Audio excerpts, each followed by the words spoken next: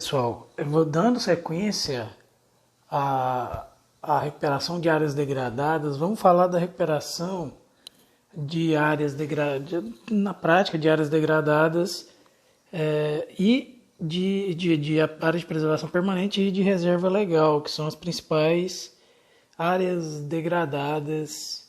E vamos falar um pouco de reserva legal produtiva.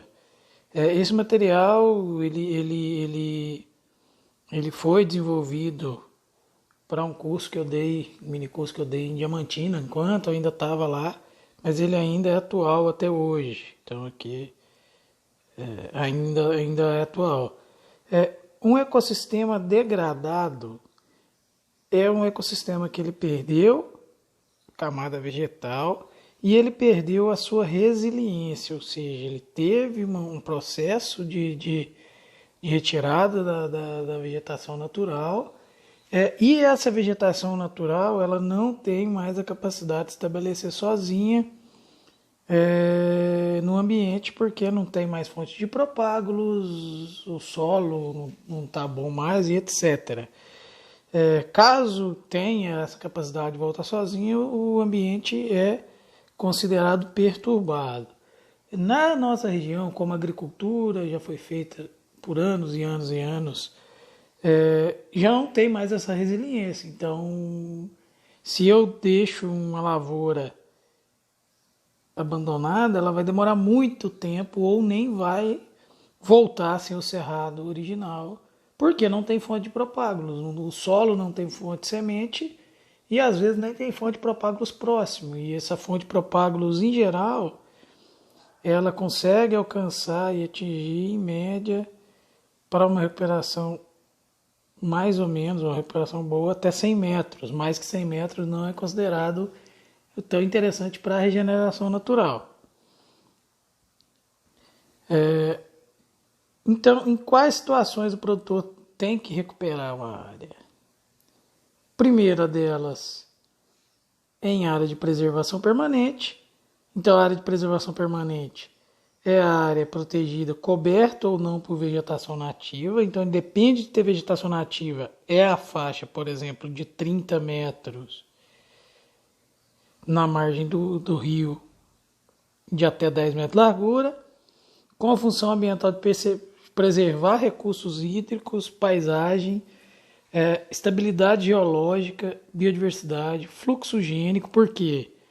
A APP ela forma corredores de fauna, então tem o curso d'água, tem a área de preservação permanente, já vai estar ligando diversas propriedades, ela forma corredores de fauna. Então, biodiversidade, fluxo gênico de fauna e flora, e protege o solo e assegura o bem-estar das populações. Então, a área de preservação permanente é o que? Nascente, curso d'água, topo de morro. Próxima aula, eu vou entrar justamente com os conceitos de unidade de conservação e reserva legal.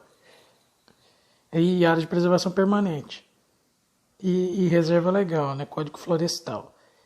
Então, aqui eu estou passando um pouco por cima, porque para complementar a aula de recuperação. Então, eu tenho que recuperar áreas de preservação permanente e áreas de reserva legal. Essas são obrigatórias por lei. APP, então, deixa eu só passar para frente aqui. Acho que inverti. E a APP, o conceito de APP é esse aqui. Rios, por exemplo, com até 10 metros de largura, eu tenho que recuperar. Eu tenho a faixa de 30 metros de APP. Depois vocês vão ver esses conceitos melhor na próxima aula. Aqui é só porque eu inverti essas aulas pela sequência de produção, né, de plantio. Rios de largura de 10 a 50 metros de APP. Então, essa APP, independente da vegetação, é 30, 50, 100 metros, até 500 metros. O Código Florestal fala do CAR. O que é o CAR? Cadastro Ambiental Rural, e o PRA. Então, eu faço um cadastramento e o produtor que quiser se livrar de multas faz o plano de regularização ambiental. O que é? Seria a recuperação Das áreas, se eu não tenho o APP, eu recupero parte das áreas, então, independente da largura do rio, se eu tenho até um módulo fiscal que na região de Rio Verde é 30 hectares, eu tenho que recuperar 5 metros. Com isso, eu consigo exonerar minhas dívidas. Se eu tenho dívida ambiental, eu não passo a não ter mais. Então, uma área que seria 30 metros ou mais, porque depende da largura do rio. Se eu tenho um rio aqui de 1 quilômetro de largura, eu tenho que recuperar só 5 metros. Então ficou algo muito bizarro para produtores pequenos. Esse produtor pequeno, nessa faixa de 5 metros, eu poderia fazer sistemas agroflorestais, desde que com espécies perenes. Mas só nessa situação poderia implantar um sistema agroflorestal. De 1 a 2 módulos, ou seja, de 30 a 60 hectares, 8 metros. Isso somente se eu aderir o PRA. Então, não necessariamente eu preciso recuperar. Então, eu tenho que fazer a faixa de 8 metros. Sendo que no mínimo a APP de um rio de 10 metros é 30. Então, de 30 a 500 metros seria a área de preservação permanente, porém, o produtor ganha, o produtor de até 60 hectares ganha a perdão da dívida, recuperando somente 8 metros daquilo que está desmatado. Então esse é o erro maior dentro do programa. Na verdade, ele foi feito para sanar dívidas e mesmo assim somente recuperando uma miséria de área, né? E a importância da PP é muito grande. Então, a área de preservação permanente de rio, por exemplo, é muito grande. Por quê? O agricultor vem aqui, aplica um defensivo, esse terreno não tem conservação de solo, o solo não está conservado de forma adequada, esse defensivo vai direto para o rio, que vai para a nossa casa. Tem relatos, a esposa do professor Alessandro falou que foi numa reunião da Secretaria do Meio Ambiente com a Saneago e viu que a bacia do Abóbora ela está totalmente contaminada com produtos agroquímicos e eles não tratam essa água devidamente, ou seja, não tá legal.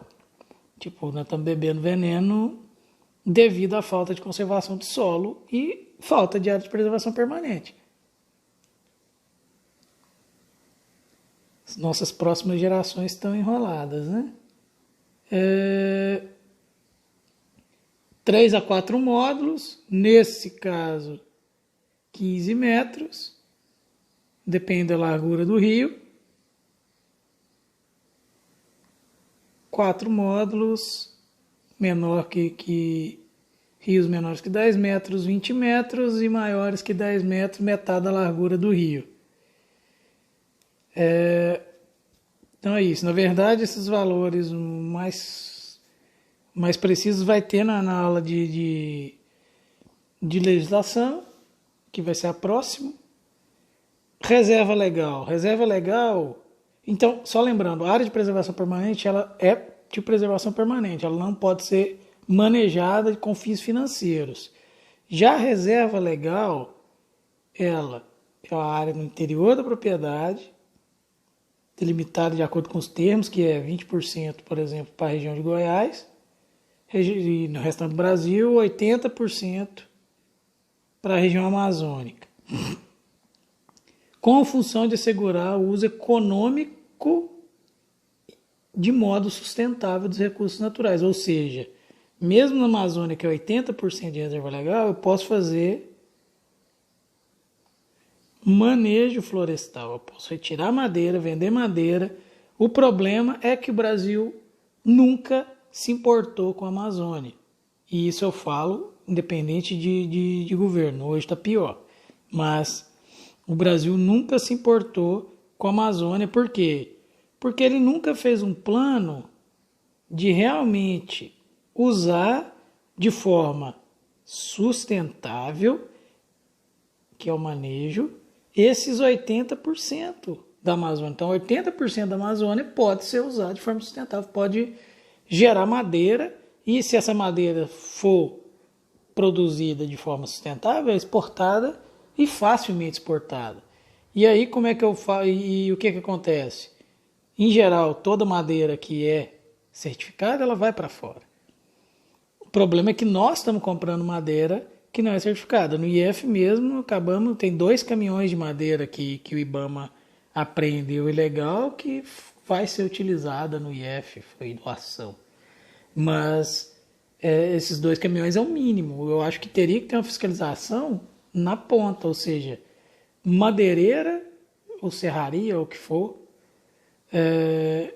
em qualquer cidade teria que ter o registro dessa madeira que ele comprou, que não foi eucalipto e pinos, que madeira de madeira nativa. Então toda madeira que eles comprarem tinha que ser certificada e a fiscalização tinha que ser ali, que ficaria mais fácil.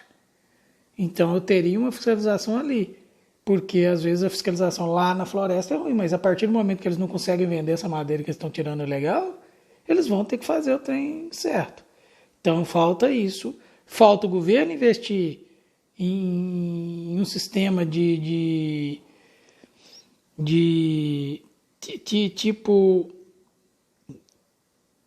tipo de extensionistas. Então eu tenho tipo a Emater lá para poder ajudar o produtor como fazer, tipo a Emater florestal, para fazer o manejo.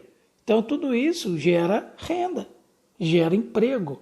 E o governo não vê isso, o governo deixa o povo na miséria e aí eles têm que partir para o que eles sabem que é fazer agricultura convencional. Então esse é o ponto crítica em relação ao Brasil desde sempre. Bom, então o ponto básico é que a reserva legal ela é de uso econômico e sustentável. O que nós temos? Na nossa região, tirando a Amazônia Legal, é 20%. Então, a reserva legal no Brasil é 20%, com exceção da Amazônia Legal, que em floresta é 80%, formação savânica dentro da Amazônica é 35% e campestre 20%. Mas vamos guardar esse número na cabeça, porque é a região que a gente está. 20% de reserva legal. E o ponto. Eu não tenho reserva legal na propriedade. Tenho que recompor? Somente se eu tiver mais que 4 módulos fiscais, que em Rio Verde é 120 hectares. Os módulos variam de 5 a 94. Mas em Rio Verde é 120 hectares. Se eu tenho propriedades menores que 120 hectares e não tenho reserva legal, eu não preciso recompor. Se eu tenho propriedades maiores que 120 hectares, eu tenho que recompor a reserva legal de alguma forma. Então, antes, por exemplo, eu poderia fazer o cômputo de uma forma, somente em algumas ocasiões. Hoje, eu posso somar as áreas de preservação permanente que eu tenho. Então, se eu tenho, por exemplo, 10 hectares de áreas de preservação permanente, eu já posso somar elas na composição da reserva legal. Por exemplo, aqui, pensando, independente de módulo, vamos falar que esses 85 hectares, que teriam que ter 17, é isso, 8, 16, 17, 8,5 17 de reserva legal. Eu tenho 13 de reserva legal, porém, eu tenho quase 4 de área de preservação permanente. Então dá os 17 hectares, só fazendo essa soma. Se eu tivesse aqui só 5 hectares de mata mais 4 de APP, isso dá 9. Então eu preciso de 8 ainda, que seria 8 para complementar aqui E aí, se eu for menor que 4 módulos fiscais, esses 8 vai para a conta do Papa. Então, esses 8 não precisa ser recuperado. Esse é o ponto. Se eu sou maior que 4 módulos fiscais, que é os 120 hectares, aí eu tenho que recompor esses 8 hectares. Como? Compensando essa reserva legal, comprando uma área dentro do mesmo bioma. Depois a gente vai ver na outra aula também. Então eu posso comprar dentro do mesmo bioma. Isso abriu as pernas também, porque antes não era assim. Antes era uma área específica próxima. Agora eu posso comprar no Piauí, que é cerrado, ou no Mato Grosso do Sul, que é cerrado. Mas é melhor comprar no Piauí, que a terra é mais barata. Eu posso recompor 1/10 dessa área a cada 2 anos, então eu tenho 20 anos para fazer essa recomposição.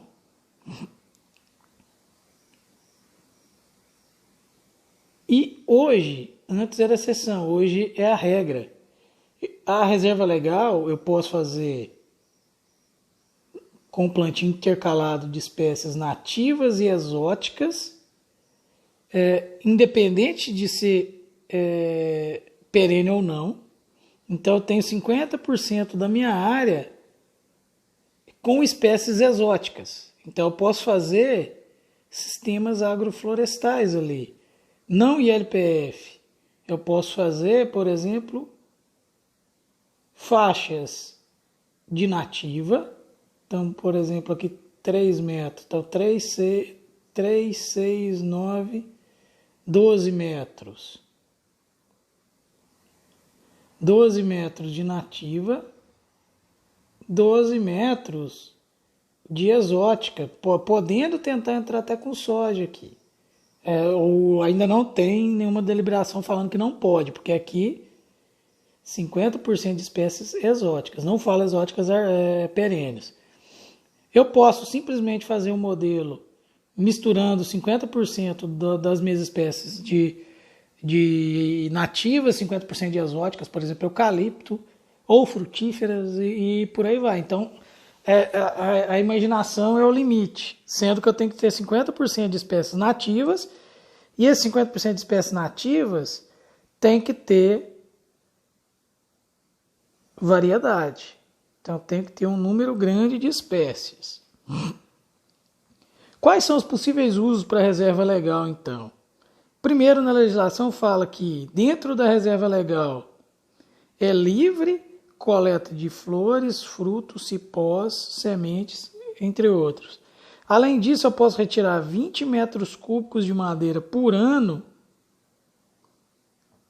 para utilização não comercial, ou seja, dentro da propriedade. E acima de 20 metros cúbicos, eu tenho que fazer um plano de manejo, mas eu posso retirar acima de 20 metros cúbicos de dentro da minha reserva legal.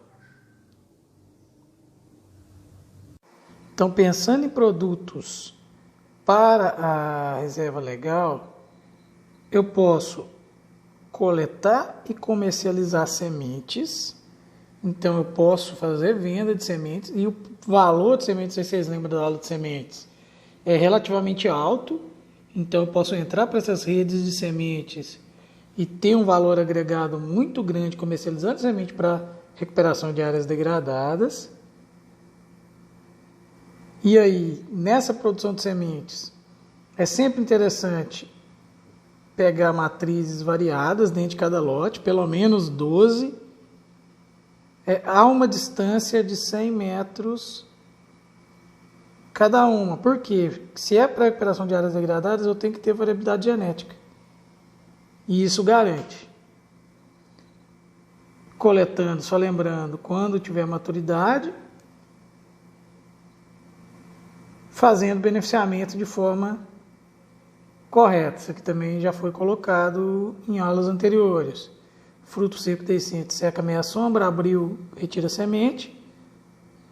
Fruto carnoso grande, despolpa e lava. Fruto carnoso pequeno, macera e lava. Fruto duro, extrai de forma mecânica.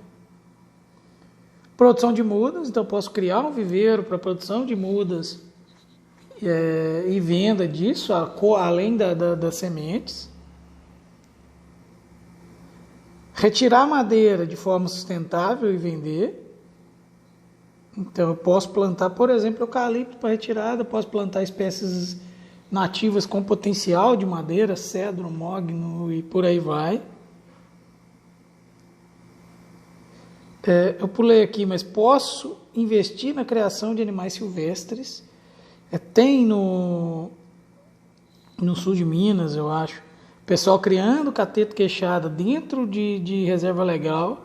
Então eu cerco isso e crio esses animais e comercializo a carne. Próximo, então, aproveitamento alimentar dos frutos do cerrado. Hoje é uma grande fonte de renda você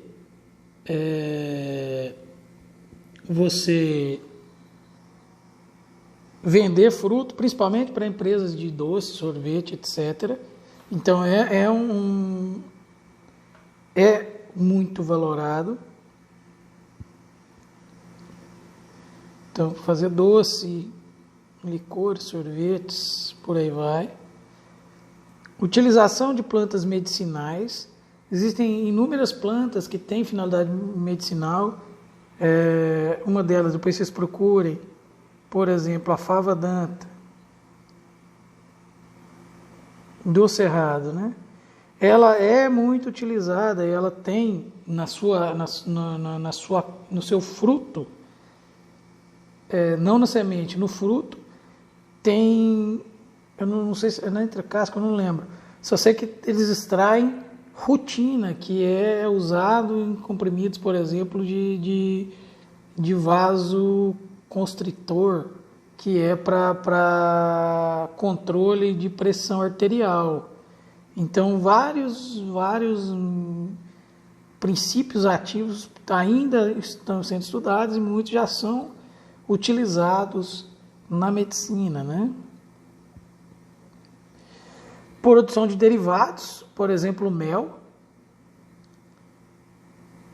Então, eu tenho a floresta, eu coloco as caixas das abelhas e vou fazer a extração desse mel e a venda.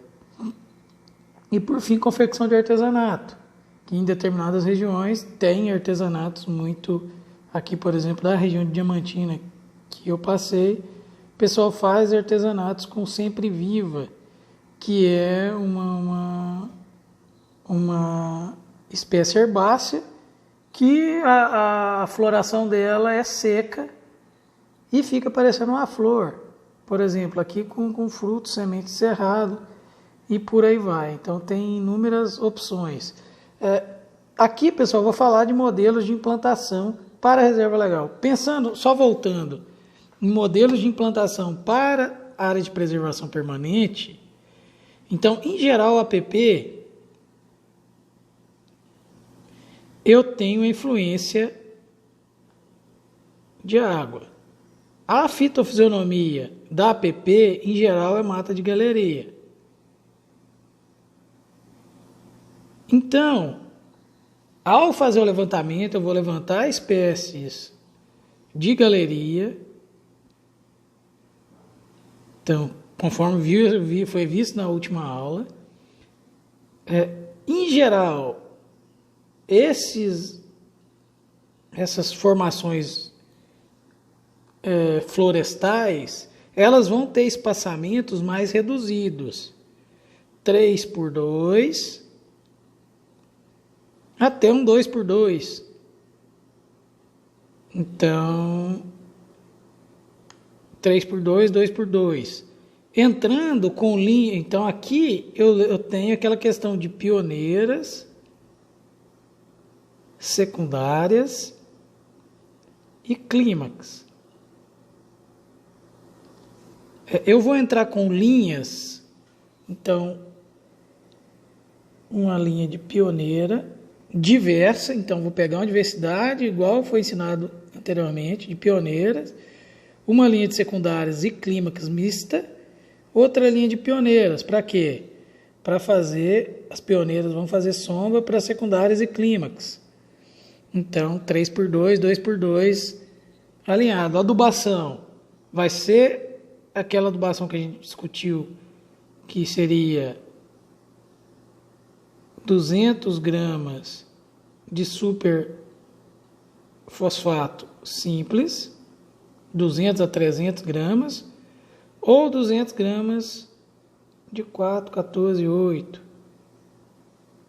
Então, se não me engano, foi colocado essa adubação para você. Se não, me cobrem que eu coloco certinho a adubação para espécies nativas. Não tem uma adubação, é uma recomendação para nativo em geral. Por quê? Porque aqui eu tenho espécies tanto de crescimento rápido quanto de crescimento lento. Cada espécie tem uma necessidade, então eu coloco algo geral, genérico, para favorecer o crescimento. Fora isso, manejo de mato competição, e é isso. Então, plantios para mata de galeria, nascente e EPP, eu tenho que buscar espécies de mata de galeria, e o espaçamento 3x2, 2x2, seria isso um modelo e uma implantação. Então tem que escolher muito bem escolhido essas espécies para o plantio, com o detalhe que muitas vezes eu tenho dificuldade de encontrar uma variedade grande de espécies em viveiro. Para adequação de reserva legal, muitas vezes a reserva legal não é fitofisionomia de mata de galeria. Muitas vezes, a minha reserva legal, ela vai ser cerrada. Então, eu tenho que ficar muito atento com qual fitofisionomia eu tenho para implantar. Então, se eu não tenho influência de água, muitas vezes vai ser um cerradão, um cerrado típico. Isso também eu vou colocar nas próximas aulas, as fitofisionomias dentro do bioma cerrado, eu acho que facilita. Quem está fazendo recuperação de áreas degradadas junto já viu isso, mas eu vou pegar a aula de rádio e colocar para vocês como complemento, porque é interessante. Bom, se eu tenho cerrado ele já é naturalmente um bioma que não é florestal, que é savânico, ou seja, ele é um bioma mais aberto. Então, eu vou trabalhar com espaçamentos 4x4, 4x3, 4x4, 5x5, espaçamentos maiores entre as plantas, justamente para ter essa formação respeitada. Além disso, as espécies eu vou buscar na literatura levantamento florístico,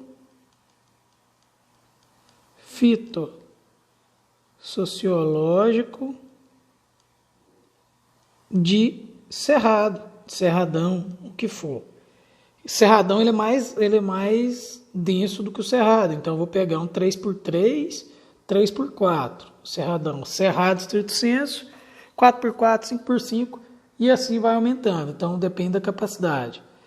Como modelos, gente, lembrando que reserva legal eu posso colocar até 50% de exóticas.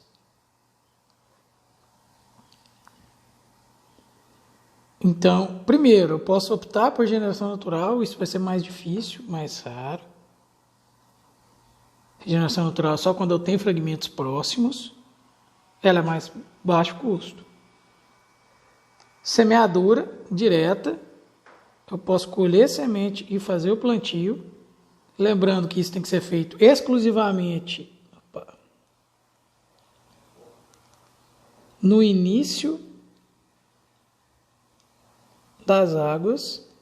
Para quê? Para dar tempo dessa muda ter um porte adequado quando chegar a época seca. Semeadura direta, ele é muito interessante, porém pouco conhecido. Então tem que ter um ambiente compatível, não ter compactação, ter um ambiente adequado, qualidade das sementes, características. Só lembrando que Não adianta eu plantar sementes dormentes, eu tenho que quebrar essa dormência antes. Tem que eliminar o fator de degradação na área. Então seria isso, no caso de semeadura direta. É muito interessante para pioneiros que têm um crescimento mais rápido. Eu reduzo o custo de viveiro, né? E o mais comum, plantio de mudas, que é o que em geral vocês vão trabalhar. Então, esse plantio de mudas, a gente vai, dependendo da situação, fazer sulcos de plantio na distância estabelecida ou coveamento. Lembrando que muitas vezes, para APP o coveamento é complicado porque não se pode entrar com maquinário na preservação permanente. Isso, teoricamente, na prática é até melhor. E reserva legal é interessante trabalhar com sulcamento. Então vem com o subsolador, abro riscos, assim como eu faço com o eucalipto e faço plantio das espécies nativas ali. Ou eu tento trabalhar com sementes peletizadas e venho semeando isso para fechar essa área. Então, plantio de mudas, eu controlo a densidade, controlo o espaçamento, tenho um milhão de domínio da técnica e tem uma cobertura mais rápida, porém ele é mais caro. Mais caro quanto? Empresas têm cobrado em torno de R$10.000 o hectare para plantio. Então, plantio e manutenção por 2 anos no máximo. É bastante dinheiro. Mudas para nativas também são mais caras. Então, mudas para nativas, uns R$3 cada muda. E por aí vai.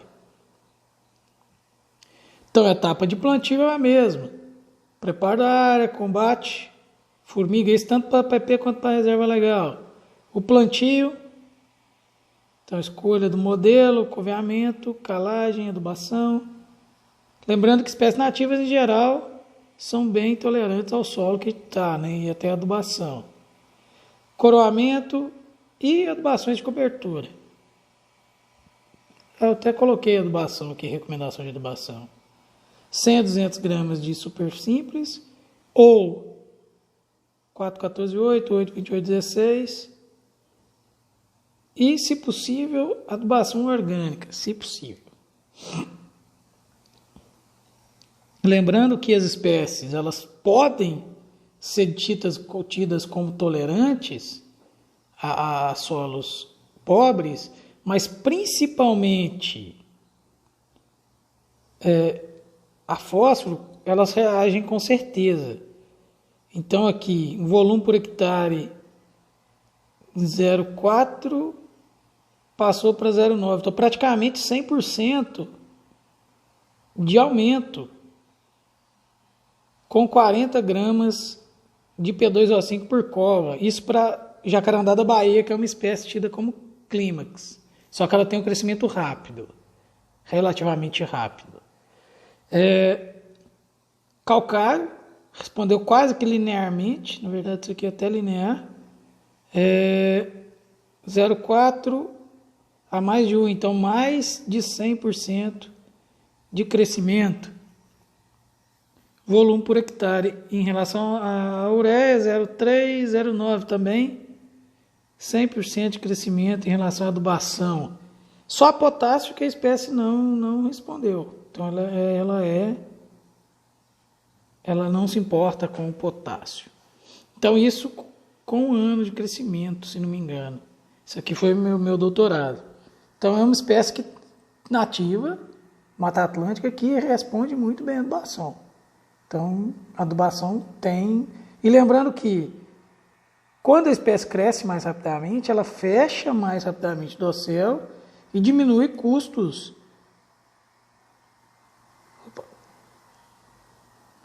Com manutenção. Combate a mata competição e por aí vai. Então, eu tenho uma diminuição de custos.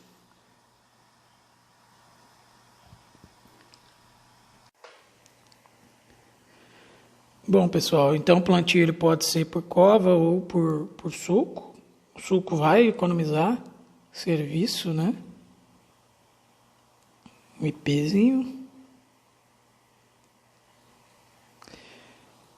Então, tratos culturais, combate à mata competição, alguma praga que tiver, mas em geral a maior delas é formiga, e replantio caso tenha perda. Agora a gente vai discutir modelos específicos para a reserva legal em área de mata. O que a gente tem? Em mata, a gente vai plantar o básico, é o 3x2, que é a mesma da área de preservação permanente de rio, linhas de pioneira e clímax de luz e clímax de sombra, né? Secundárias e clímax. E outra linha de pioneiras. Esse é o básico que a gente tem. E aqui eu tenho listado, e eu vou colocar para vocês esse material, na verdade já está no meu blog, que seria uma lista de espécies e as suas finalidades. Então, medicinal, madeireiro, melífera, ornamental e por aí vai, marcado aqui. E o grupo ecológico delas.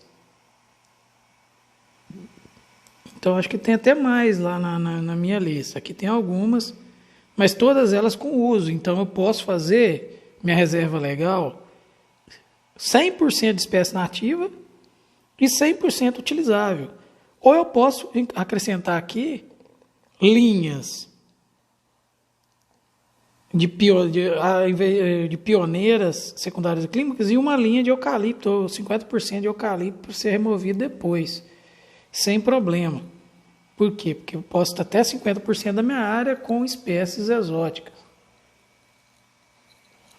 Eu posso também fazer pequenos bosques aqui, então, por exemplo, 3, 6, 9, 12.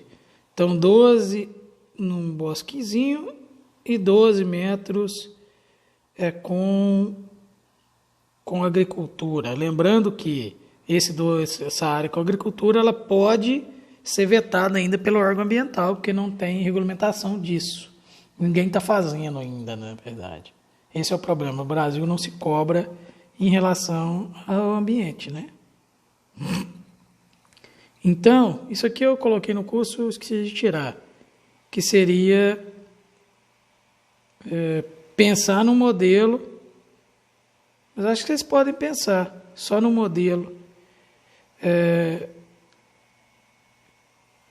que vou utilizar 50% de espécies exóticas dentro da recuperação da Mata Atlântica. Então, deixa eu parar por cá. Bom, pessoal, falar agora então de modelos para cerrado, reserva legal produtiva. Então, pensando em cerrado que já temos um cerrado já implantado que seja ralo, eu posso entrar com espécies de interesse, até numa mata para reserva legal que eu tenha. Isso aqui pode servir então tanto para cerrado quanto para mata, que seria o enriquecimento. Então eu vou fazer o enriquecimento com espécies de interesse.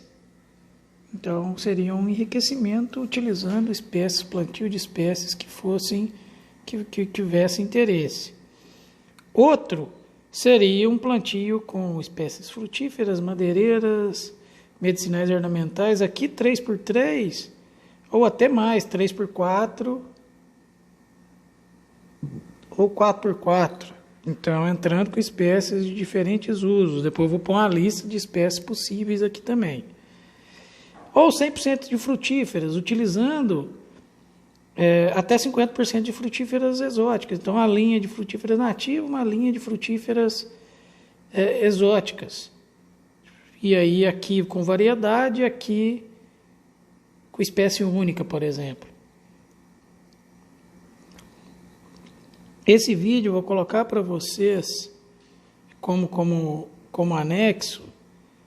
Ele é um vídeo mostrando uma produtora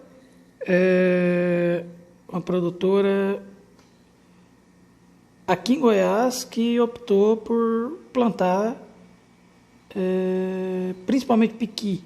Então ela faz o plantio de piqui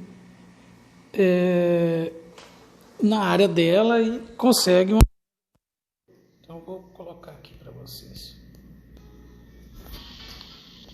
Você que é produtor rural, que trabalha com pecuária leiteira, já pensou em sair da atividade, vender a vacada, o maquinário e investir no cultivo de frutos do cerrado? Para muitos, isso pode parecer até uma loucura, mas para uma produtora de Bela Vista, de Goiás, não é não. O Jornal do Campo vai contar agora a história de Dona Maria Lúcia, que apostou alto nos frutos do cerrado e não se arrependeu. Do alto do galho, o pica-pau observa tudo. Parece até que está escolhendo o que vai comer. É que a oferta de alimento por aqui é grande. São muitos pés de frutos do cerrado.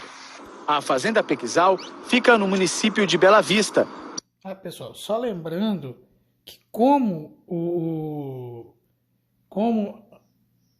o cerrado em si ele tem um espaço maior, no início da implantação eu consigo fazer lavoura antes. Vocês vão ver nesse vídeo que tem plantio de mandioca nas linhas de plantio, nas entrelinhas, né? Então é possível fazer plantio de cultura agrícola como sistema agroflorestal na implantação, por exemplo, de uma reserva legal produtiva de cerrado. Além dos frutos, enquanto esses frutos não estão produzindo, eu consigo fazer o plantio de cultura, de lavoura. Bem pertinho de Goiânia. A propriedade era dedicada à pecuária leiteira, como é comum na região. Mas Dona Maria Lúcia decidiu fazer mudanças. Quando foi que você começou a plantar os primeiros pequizeiros aqui na fazenda? A partir de 2003 que eu comecei. Aí, como eu não tinha nenhum conhecimento do piqui, eu comprei umas mudas. Comprei 3.300 mudas. Ou seja, assim, para uma principiante eu já entrei de cabeça mesmo. Lembrando que para uma produtora que ela trabalhava com gado, depois de um tempo eu posso entrar, por exemplo, com integração lavoura, pecuária, floresta, utilizando frutos do cerrado, desde que eu espere um tempo, mantenha a lavoura por um tempo suficiente para que essas plantas tenham um porte maior. Então eu entro com lavoura durante vários anos, 4 anos mais ou menos, talvez, pelo menos, mantendo lavoura na entrelinha e depois eu entro com o gado, sem problema nenhum, o gado vai estar arborizado ali. De sola, né? De sola, foi. E o que o pessoal falava para você? Bom, assim, você imagina um cenário, né? Uma área de 50 hectares, formada em pastagem, aqui com gado, e de repente você tirar todo o gado, começar a tirar toda a braquiária e começar a plantar piqui, né? Então, assim, eu não parecia uma pessoa muito normal, muito equilibrada para as pessoas aqui, né? O pessoal estranhou bastante. Estranhou bastante. Te chamaram de louca? Com certeza. Ainda tem pessoas que ainda tem ainda tem um pouco disso. Mas, felizmente, devagarinho, assim, as pessoas vendo o resultado, já começaram a ver, já começam a olhar com outros olhos. Hoje, na fazenda, são mais de 30 mil pés de frutos do cerrado. Tem araticum? Tem araticum. Tem gabiroba. Tem mutamba. Tem o cajuzinho. Cajazinho do cerrado tem? Tem o cajazinho. Piqui, é claro que tem. Esse tem muito. Jatobá também. Aí agora... Guapeva tem? Guapeva. Mutamba, a gente já falou, não? Mutamba, pois é. Acho que nós já falamos. É muita fruta do cerrado, né? Muita. A variedade é grande mesmo, mas a produtora rural decidiu investir na produção de 3 frutos. Maria Lúcia pesquisou e viu que para o baru, a mangaba e o pequi não faltam compradores. Só de baru são 1.000 pés e o projeto é plantar mais 2.000. Os baruzeiros estão com 6 anos e já começaram a produzir. Por enquanto é pouco, mas a expectativa... Na verdade, o baru, desde que é adubado, começa a produção leve com 3 anos. Se vocês tiverem oportunidade aí, o IF, vocês vão até ter um experimento que o Paulo Dornelles conduziu, que é em frente à fruticultura do Fernando, se não me engano. Pimenta do Fabiano. E lá tem pequi, o Baru produzindo com 3 anos. E é mais ou menos essa expectativa. Quando eu trabalhei com ele também em Minas, foi mais ou menos 3 para 4 anos começando a produzir. A expectativa é que o pico de produção seja atingido em menos de 2 anos. Para você ter uma ideia, um pé ele chega a produzir 200 quilos de semente, um pé adulto, né? Então, é muito difícil fazer qualquer expectativa, mas, assim, vamos dizer assim, como eles vêm produzindo, isso vai ser muito rápido. A produtora conta que, enquanto espera o Baru, aproveita a área para outros cultivos. Há 2 meses atrás estava aqui todo um plantio de mandioca. Então isso eu tenho feito uma parceria com produtores de polvilho, de farinha aqui da região, famílias, né? Então, pessoal, esse é o ponto. É possível fazer nessa área da entrelinha, hoje, mesmo como reserva legal, 50% da área pode ser utilizado para outras espécies, sem problema. Então eu posso fazer lavoura, seja ela o plantio de mandioca, seja ela o cultivo, por exemplo, de café, que ele vai estar sendo sombreado, ou deixar com grama, com braquiária, e aí solta o gado depois de um tempo. Então eu posso, desde que eu não posso falar no meu projeto que vai entrar gado na reserva legal, mas a partir do momento que tem o capim e eu solto o gado lá, o gado entrou naturalmente, né? Então não tem problema. E aí 50% dessa área não vai ser árvore, etc. Produtores familiares. Então eu planto em conjunto com eles, quer dizer, eu tenho um retorno disso. E essa mão de obra, quer dizer, eles cuidam dessa planta enquanto estão cuidando da mandioca. Então até nisso é bom, porque cai, por exemplo, o custo dessa mão de obra da manutenção dessa planta. Com uma pequena caminhada, a gente chega até o pomar de Mangaba. São 5.000 pés que também já começaram a produzir. Já tem fruto? Então veja só, esse aqui é o primeiro ano que está produzindo esse pé de mangaba, que vai fazer 6 anos. E me disseram que só meus netos queriam colher os frutos do cerrado. Você já está colhendo, né? Já estou colhendo aqui, olha. Veja só que o tempo passou muito rápido, né? Nesses 5.000 pés aí, essa produtividade dela, eu espero com por exemplo, uma caixa por pé, né? Então, para começar, então seriam 5.000 caixas aí. E essas mangabas, como elas amaduram, né? E estragam rapidamente, então essas aí elas vão quase que mais para a indústria de sorvete, de polpa, né? Ela vai ter que ser beneficiada. Então já tem que direcionar o mercado para elas, né? Direcionar. Embora eu quero jogar em supermercados, mas já vai ser uma quantidade maior e mais selecionada, né? De todas as frutas do cerrado que tem aqui na fazenda, o xodó é o pequi. Ao todo são 4.000 pés, que estão com a idade média aí de 6 anos. Como essa árvore aqui, que a gente pode dizer que é uma árvore bebê, mas que já está produzindo. Olha só quantos frutos já tem. Por que o pequi é o teu xodó? Olha, primeiro realmente porque já vem das origens, assim, desde criança, né, já aprender a comer pequi. Então ele já faz parte do cardápio desde a infância. Outra é a árvore símbolo do cerrado, né? Então é uma planta assim que ela realmente tem uma ligação muito forte com a cultura dos povos, da alimentação. Ele é rico em proteína, em vitaminas, é saboroso, é produtivo. Então, assim, são vários fatores, né? E outro que tem o mercado mesmo garantido para você plantar e você não tem que, como eu estava dizendo, fazer marketing nem nada. O pequi se vende por si só. Na fazenda foram plantados pequizeiros de várias regiões do Brasil. Além de Goiás, tem de Minas e do Mato Grosso, que é muito maior e de sabor mais suave, ideal para a produção de polpa. O cultivo de frutos do cerrado na fazenda Pequizal despertou o interesse de estrangeiros.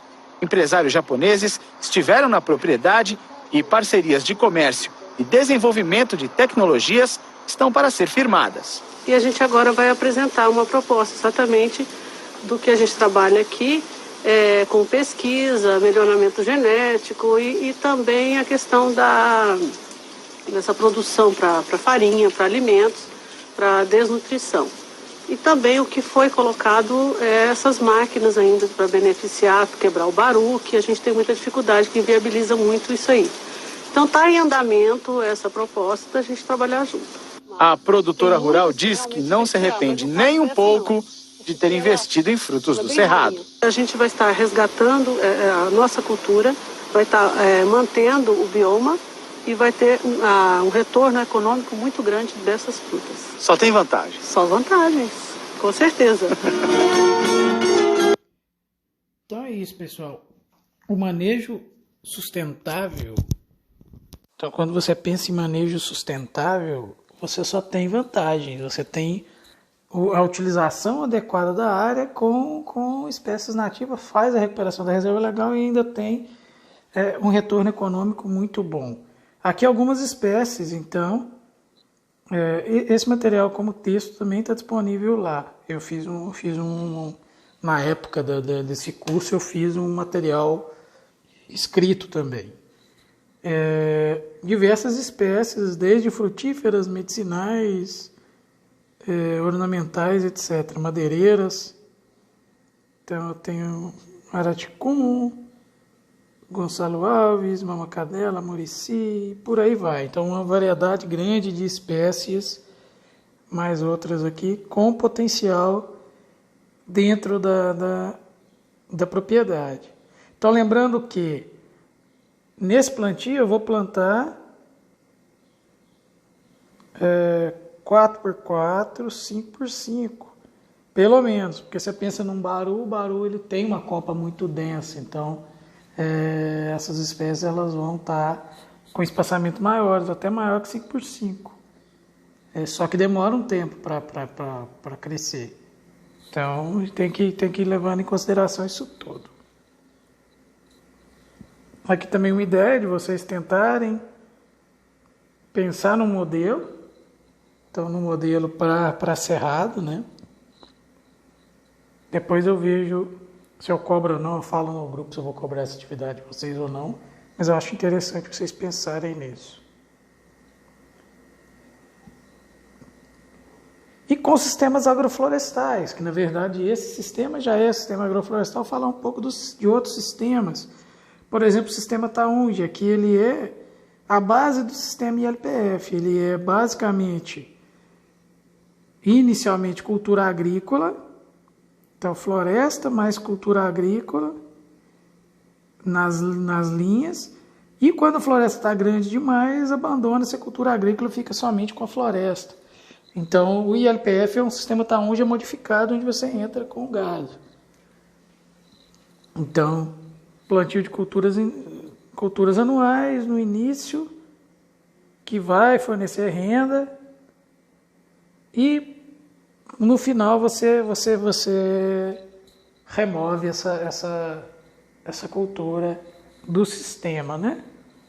Cultivo multiestratificado eu vou utilizar, em vez de trabalhar com cultura agrícola, ou posso trabalhar e depois substituo por culturas que toleram sombreamento, café, cacau e etc., dentro do sistema para ficar na sombra. Isso pensando em sistemas mais adensados. Com distribuição mista, com distribuição uniforme, diferentes estratos, né? Distribuição em faixa, então as espécies maiores fazendo faixas e tendo um decaimento até cultura agrícola anual. Então também é uma forma de se pensar. E é isso, pessoal. A aula de hoje era basicamente mostrar os modelos possíveis para a recuperação de reserva legal e falar de área de preservação permanente também. Na sequência eu vou colocar material de APP e reserva legal para vocês, que é a parte de ecologia, para depois a gente falar de mensuração florestal e tudo mais. Então, por hoje é isso. Até mais.